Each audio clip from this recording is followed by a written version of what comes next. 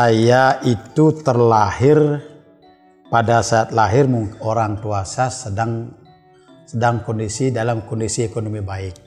Ya, bapak saya. Umur 3 tahun bapak saya meninggal. Jadi ekonomi terpuruk. Jangankan untuk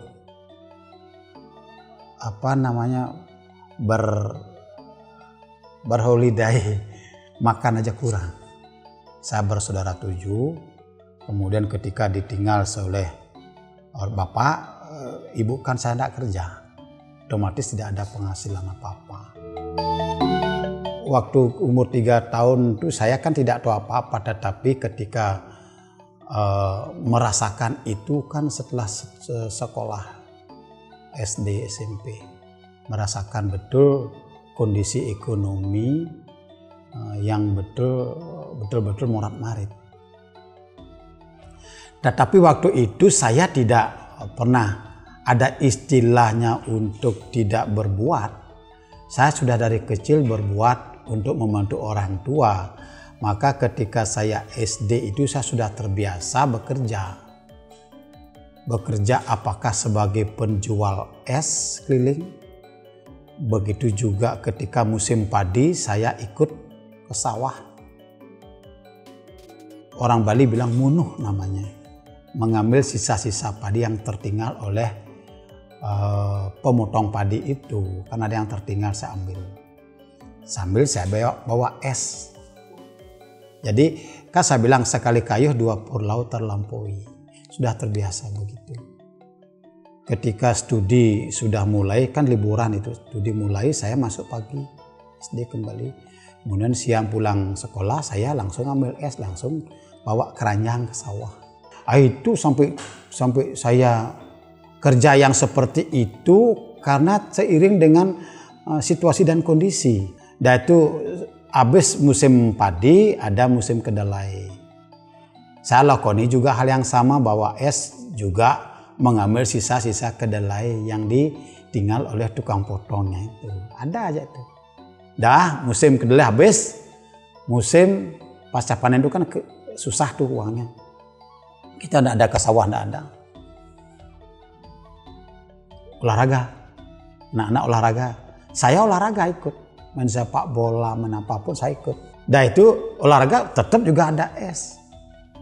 Begitu habis olahraga orang beli es saya. Saya olahraga dapat, jualan juga dapat. Saya pulangnya bawa uang. Untung Rp25. Itu tahun 70-an itu. Ya. Dan SMP masih, tapi karena malu, ada perasaan malu pada teman, saya tidak lagi jual es, tapi saya bungkus es. Itu saya lakoni. Paginya saya milih waktu sekolah siang, pagi saya bungkus es. Selesai jam 7 pagi, sudah itu menunggu ibu pulang dari pasar. Pulang ibu, kita bantu kerja. Saya sudah kerja pagi dari jam 4 pagi. Dan itu pulang ibu kerja jam 7. Ibu kan jual canang, saya bantu meja jahitan. Dan itu selesai, tidur sebentar, masuk. Ya, itu saya lakoni sampai tamat SMP. Dan itu saya tidak satu tempat bungkus es, 2 tempat. Karena ada waktu, karena ingin menambah penghasilan. Maka saya bilang, saya sudah terbiasa kerja keras. Sukses itu kan diawali dengan kerja keras. Ya, kesuksesan itu tidak terjadi begitu saja. Harus dimulai dengan doa, kerja keras. Dan yang penting itu kebersamaan. Ketika kita menghadapi kesulitan, kita kan kebersamaan di situ. Ibu saya tidak orang berpendidikan, bahkan buta huruf, tetapi memiliki pola pikir cukup lumayan maju. Ya, ketika ibu akan meninggal, dia berpesan, jangan pernah berhenti sekolah. Saya mengikuti apa yang dikatakan. Saya tidak berhenti sekalipun gelombang badai untuk menghambat cita-cita itu tetap ada. Tetapi namanya saya tidak pernah merubah tujuan. ketika program saya tidak jalan, saya tidak merubah tujuan. Tapi yang saya rubah strateginya. Ya, saya kuliah di Singaraja 1 tahun 83 saya berhenti. Karena ibu meninggal 83, sumber penghasilan kan salah satunya ibu. Cita-cita saya ingin jadi seorang sarjana kan tidak boleh pupus kan. Saya berhenti di Singaraja di Undiksa, dulu namanya bagian dari Udayana itu FKIP Udayana. Saya pindah ke Denpasar, kembali ke rumah, kerja pagi, sorenya kuliah. Jadi strategi saya rubah untuk mencapai sebuah cita-cita.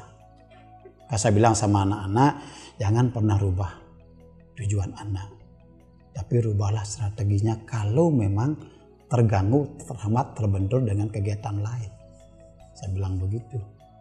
Tidak ada sesuatu yang tidak bisa kita capai asalkan kalian tidak berhenti.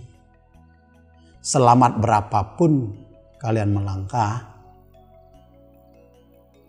saat tidak berhenti itu akan Anda dapatkan. Saya bilang begitu.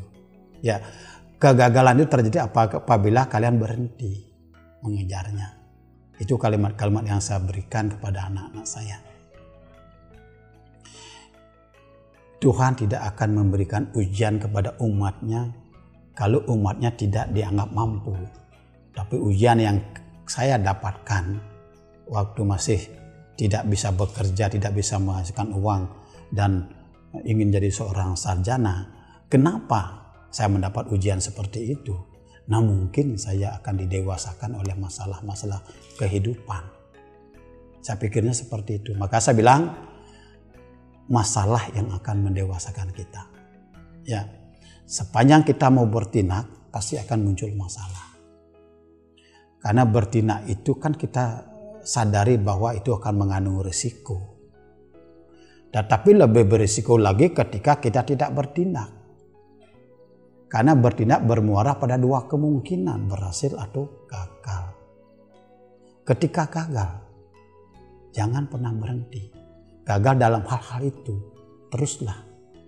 Ada yang melakukan evaluasi diri. Maka saya bilang, mari kita belajar dari masa lalu, mari kita belajar dari kegagalan.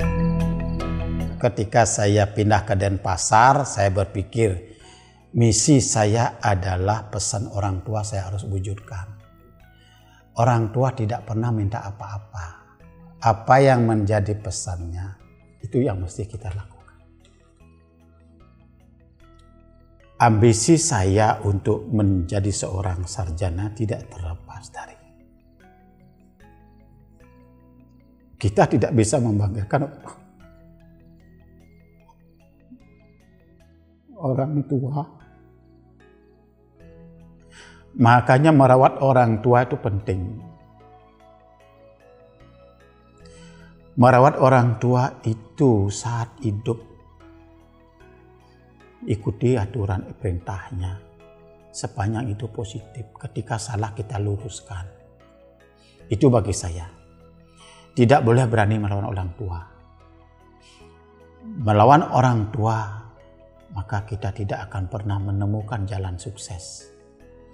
Ketika saya mewujudkan apa yang menjadi keinginan saya, keinginan orang tua, saya lakukan dengan merubah strategi itu. Akhirnya saya paginya kerja, sorenya kuliah.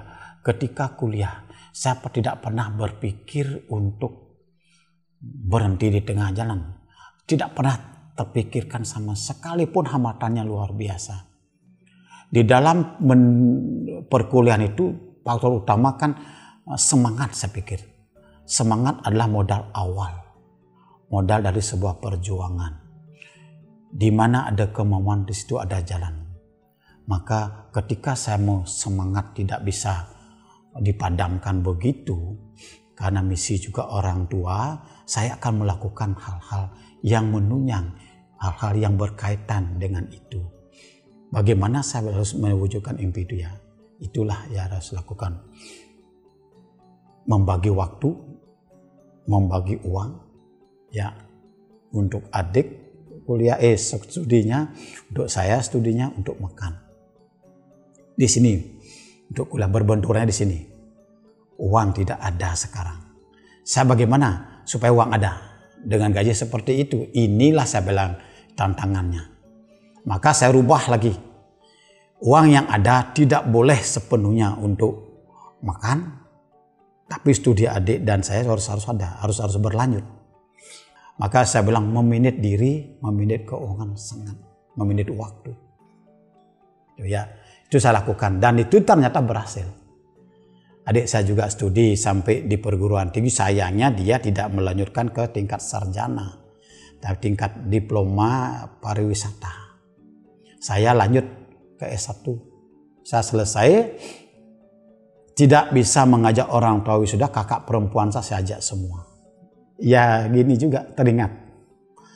Tapi saya berpikiran, sekalipun beliau ada di alam berbeda dengan saya, membahagiakan orang tua tidak akan pernah ada kata akhir. Tetap sampai saat ini pun saya membahagiakan orang tua saya. Makanya saya membuat yayasan nama orang tua saya. Yayasan Pendidikan Dharma Sunu Mandara. Mandara itu singkatan dari Nyoman Buddha, Nyoman Rening. Di bawah yayasan itu bernaung SD Trimurti, TK Lingamurti School. Di bawah yayasan itu juga ada koperasi. Ya. Jadi tidak punya modal apa-apa tapi modal semangat. Ketika saya tamat wisuda, karena kan sudah saya bekerja di sini kan, saya memiliki konsep apapun yang menjadi tanggung jawab saya akan kerjakan maksimal. Tidak melihat kiri kanan. Ini tanggung jawab saya harus selesaikan. Ketika saya menyelesaikan tanggung jawab saya, ada pekerjaan tambahan yang dibebankan ke saya kerjakan. Kalau itu memang bagian dari yang dipercaya ke saya. Saya tidak pernah berpikir disuruh nyapu pun saya. Kenapa begitu? Karena Pak Rektor dulu dekat dengan saya, tolong bersihkan ruang itu kita mau rapat. Saya bersihkan. Cuman saya suka belajar itu aja. Ketika saya menjadi tukang ketik, saya belajar. Di kampus ini saya pertama kali mengenal komputer. Saya yang kursus komputer. Kenapa? Kita harus memiliki skill. Zaman persaingan saya kan tidak seberat sekarang kan. Kalau sarjana sekarang saya tekankan harus ada sarjana plusnya. Anda memiliki skill minimal 2, saya bilang begitu. IT dan bahasa Inggris, bahasa asing. Saya bilang begitu. Kalau ingin bersaing. Kalau saya sudah dari dulu tekad seperti itu, saya akhirnya melakoni itu. Rupanya Rektor memperhatikan gerak-gerik saya. Setiap pekerjaan saya selesaikan dengan tanggung jawab saya dan selesai. Terlepas dari baik buruk. Prinsip saya selesai. Saya bekerja maksimal, tidak mengada-ngada. Kalaupun dinilai jelek, itulah kemampuan saya. Maka saya bilang saya selalu belajar dari masa lalu. Kemarin sangat juga masa lalu. Ketika saya disalahkan, ini gini. Kok salah ya? Tuh, saya tanyakan, kenapa begini Pak? Ini kurang. Nah, itu jadi catatan saya. Catatan harian saya. Besoknya tidak lagi seperti itu. Dan syukur juga karena saya berbasis disiplin. Jam kerja datang dan pulangnya juga disiplin. Disiplin terhadap pekerjaan, tanggung jawab. Tanpa disadari saya ya terbiasa jadi tahap demi tahap. Step by step saya naik. Jadi tukang sapu. Jadi diperbantukan di bagian keuangan. Kemudian pembangunan kampus pertama gedung ini, saya jadi pegawai, saya dipercaya tolong jaga tukangnya, jaga kebutuhannya, catat itu apa ya kejadian-kejadian. Saya juga lakukan itu, tidak melepas tanggung jawab ini. Ketika tidak selesai, tapi harus selesai kan, saya bawa ke rumah. Pagi bude telepon sama rektor. Telepon, yuk ke rumah, ambil ininya, bawa ke kampus, bawa. Ada disposisi ke saya, banyak sekali ya. Ia tidak pernah mengeluh, tidak usah dikeluhkan, karena mengeluh itu kan tidak bagus kan. Kerjakan aja, maka saya percaya lakukan apa yang bisa kita lakukan. Dan Tuhan akan melakukan apa yang tidak bisa kita lakukan. Saya percaya itu. Tapi syukurnya saya bisa aja melakukan gitu. Dan selesai. Nah mungkin karena keikhlasan Tuhan membantu saya begitu kan. Maka karena saya berangkat dari pegawai, saya diangkat sebagai dosen. Dosen diperbantukan juga sebagai bagian keuangan. Dosennya jalan, pagi sorenya ngajar, paginya tetap sebagai pegawai. Saya lakoni itu. Nah ketika ada aturan dari pemerintah syarat dosen itu S2.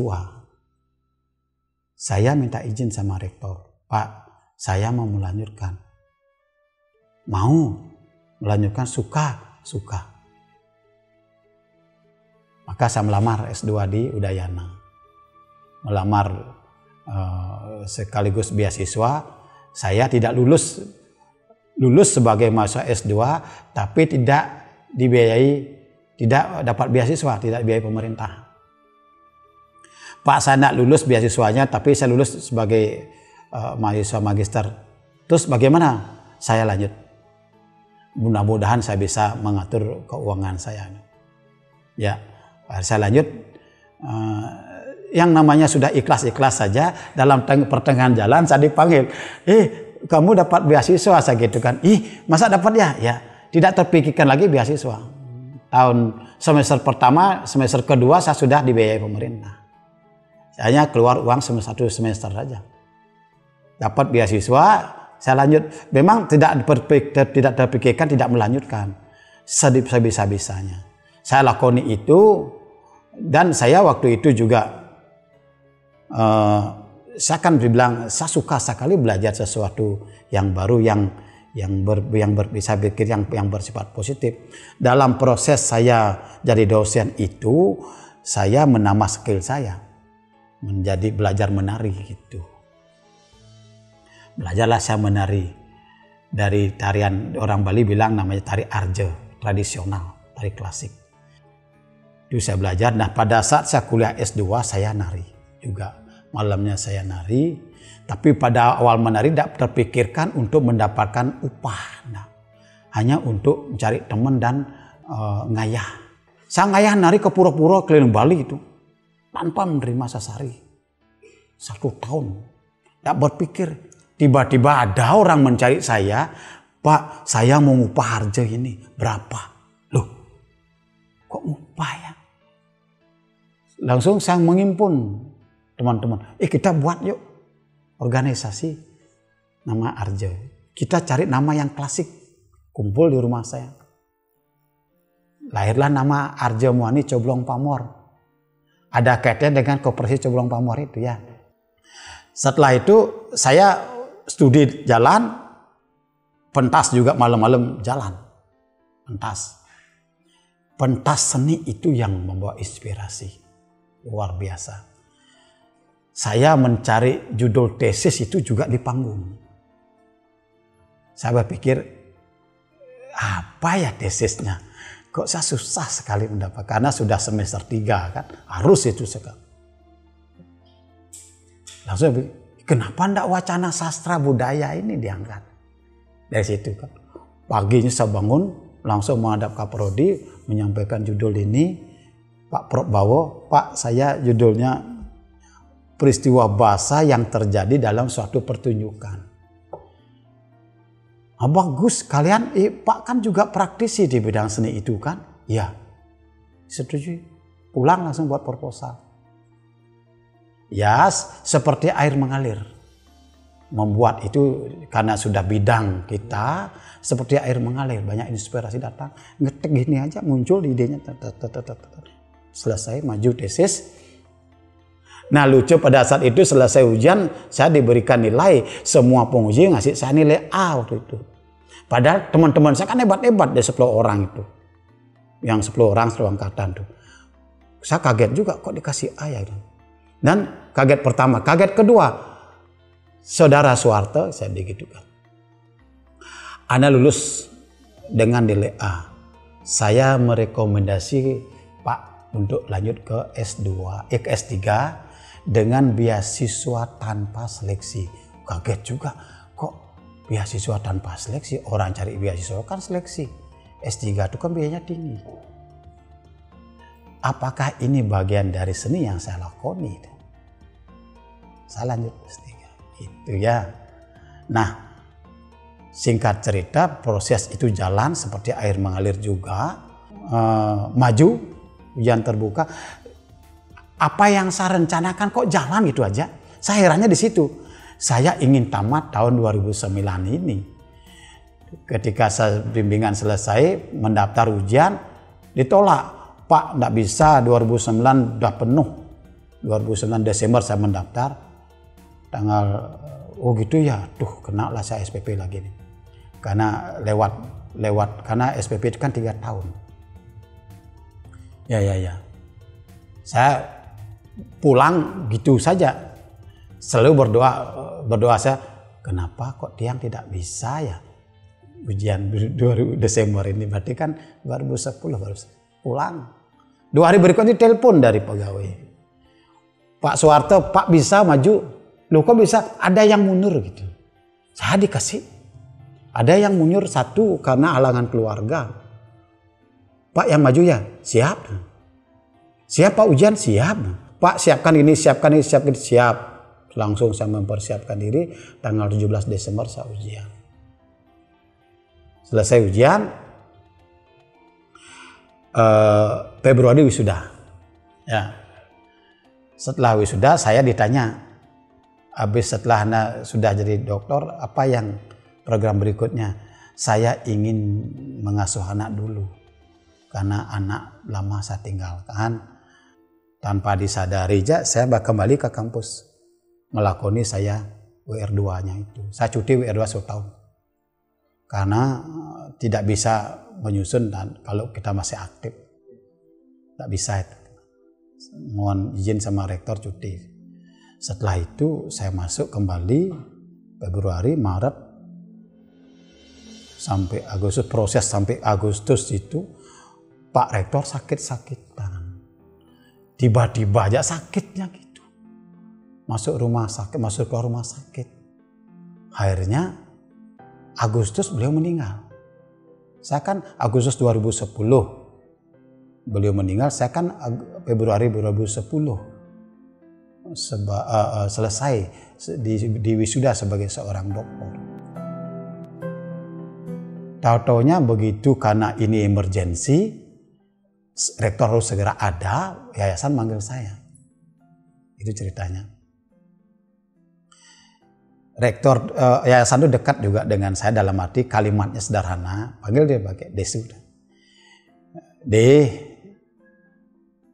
Tahu enggak saya panggil Tan? Ini situasi emergensi. Ada klausul kalimat di statuta di ADART, maksudnya yayasan, apabila terjadi situasi emergensi, yayasan berhak menunjuk rektor. Siapkan diri untuk jadi rektor, digitukan saya. Gimana ya waktu itu saya nangis. Kalau ingat pesan itu saya nangis. Terus yang jawab begini, Tiang sepertinya bukan tidak berani. Kamus tidak berani tidak ada dalam diri Tiang. Masalah sekarang cocok enggak? Kan banyak yang senior di sini, saya bilang begitu. Bahkan mantan dosen saya juga masih ada di sini. Kan becian nikah tuh. Tiang siap, cuman tidak enak saja melampaui senior saya. Baik dari segi jabatan, pangkat. Jawab beliau sederhana. Kami percaya sama dia. Saya bilang begini, boleh yang berpikir? Terus dijawab, boleh 2 hari. Salam, saya cium, pulang. Saya rembuk dengan istri. Istri saya juga kaget. Kok secepat itu? Nah ini juga saya tidak tahu kenapa begitu. mungkin ini bagian dari orang Bali bilang dakeng tuas, keikhlasan. Saya melakoni kehidupan saya di kampus. Saya akhirnya mencoba terus karena punya mertua, ya mertua tak ajak juga. Bagaimana Pak menurut Pak? Kalau Pak sih percaya dengan seperti dia katakan masih ada banyak senior. Karena itu kan tantangan juga memanage orang seperti itu kan. Apalagi mantan dosennya banyak di situ. Itu aja Pak pikirkan supaya dia tidak jadi bulan-bulanan di situ. Itu aja pelajari ilmu kepemimpinan. Saya urusan belajar saya selalu mendengar dari kiri kanan di samping bersumber pada sastra. Karena guru saya juga sastra. Tulisan itu saya maksudkan. Saya berguru pada tulisan-tulisan itu. Akhirnya datang hari, Kang Yang, kurang lebihnya sesidan-sidan, saya bilang. Kata sesidan-sidan itu sesuai dengan kemampuan. Ya, saya lakoni. Saya tidak punya konsep tentang jadi rektor, tidak punya konsep saya. Hanya saya mengadu pada yang di atas, apa yang harus saya lakukan terkait dengan jabatan ini. Kalau orang Bali bilang sembahyang di Merajan, mohon pada leluhur, mohon tuntun saya, kemit saya, artinya jaga saya, tuntun saya. Saya akan mengambil peran ini sekarang. Langkah pertama adalah saya merapatkan pimpinan yang sudah ada. Rupanya diterima juga saya sebagai rektor. Pak, mohon maaf sekali ya, Pak adalah suhu saya. Rektor 3 itu, Pak dosen saya, suhu saya. Dari umur saya jauh di bawah. Dari pengalaman juga. Dijawab, tidak apa-apa, yuk kita bekerja sama. Maka saya bilang, istilah kami di sini adalah kalau lihat foto saya dengan Toya Santu bersama kita bisa. Saya yang punya istilah itu. Buah markisa, buah D5, buah markisa, bersama kita pasti bisa. Itu saya. Saya buat organisasi membangun komunikasi. Ya. Membuat SOP, aturan mainnya kita buat, mengajak rapat-rapat pimpinan perguruan tinggi, pimpinan fakultas saya rapatkan. Langkah pertama untuk menyusun SOP. Kalau sudah diajak nyusun bersama kan ibaratnya membuat pagar kan. Kita yang membuat. Kalau kita yang melanggar, kita juga yang kena batunya. Karena kita membuat dari kita, oleh kita, untuk kita. 2010 saya diangkat sebagai rektor. 2012 saya membangun sebuah gedung untuk keperluan-keperluan ilmiah. Ilmiah dalam arti seminar, membuat proposal. Situ. Maka penghormatan saya kepada almarhum Pak Reda Gunawan, maka gedung pun itu saya namakan Auditorium Reda Gunawan. Ya, saya buat di situ. Kemudian dalam perjalanan saya itu, ya sekali lagi saya katakan seperti air mengalir saja program ini, jalan dukungan juga saya rasakan semua jalan. Dan 2013 saya memproklamirkan kampus ini adalah kampus berkarakter. Jadi pendidikan karakter saya proklamirkan, mengundang Pak Gubernur Pak Pastike untuk meresmikan melalui prasasti. Makanya ada di situ. Pendidikan karakter mengacu kepada kita sendiri. Mampu menjadi contoh, bukan mampu memberi contoh. Doa dan perbuatan. Ketika kita berbuat, berdoalah. Sebelum kita berbuat, berdoalah. Maka itu menjadi kunci.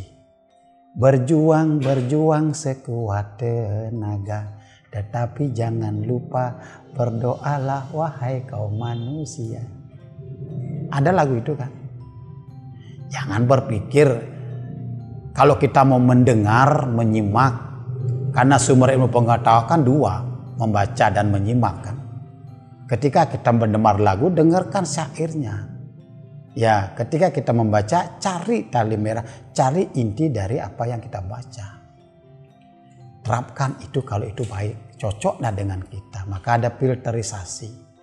Ya, mana yang baik, mana yang buruk. Mana yang baik, cocok nak dengan kita melakukan itu. Mampu nak kita melakukan itu. Itu filterisasi di situ.